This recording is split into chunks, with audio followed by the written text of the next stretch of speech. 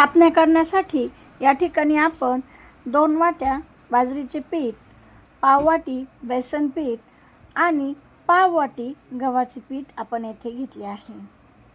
गव्हाच्या पिठाने कापण्या जास्तीत जास्त कडक होत नाही, तर खुसखुशीत आणि खमंग होतात।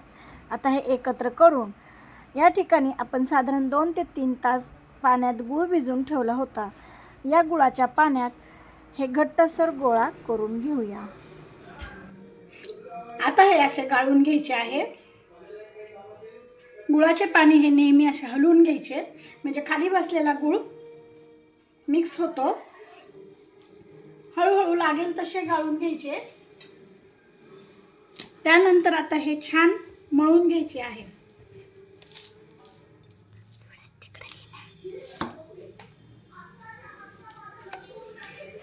यामध्ये आपण आवडीनुसार तीळ, जिरे हे देखील वापरू शकतो।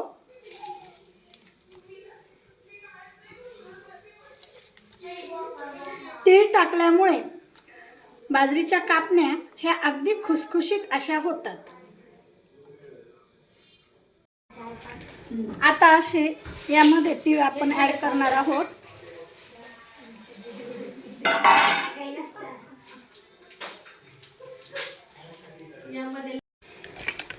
अशा प्रकारे हे मळून तयार आहे।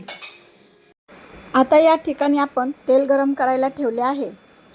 मळलेल्या पिठाचा गोळा करून घेऊन तो पोळपाटावर लाटून घेऊयात।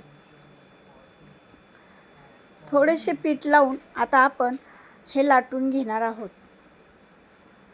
अशा प्रकारे पातळ अशी पोळी तयार करून घ्यायची आहे। त्यानंतर चाकूच्या सहाय्याने याचे चौकोनी चौकोनी काप करून घेऊयात। शंकरपाळ्याच्या आकाराचे मोठे मोठे काप आपण येथे करून घेतले आहेत। आता आपले तापायला ठेवलेले तेल या ठिकाणी गरम झाले आहे। यामध्ये आता आपण ह्या कापण्या टाकून दोन्ही बाजूने छान खरपूस तळून घेऊया। अशा प्रकारे कापण्या हलक्या लाल रंगाच्या आपण येथे तळून घेतलेल्या आहेत। आता ह्या तेलातून बाजूला काढून घेऊया।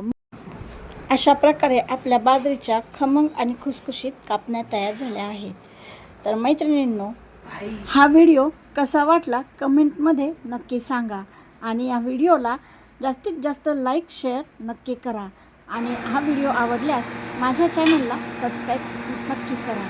धन्यवाद।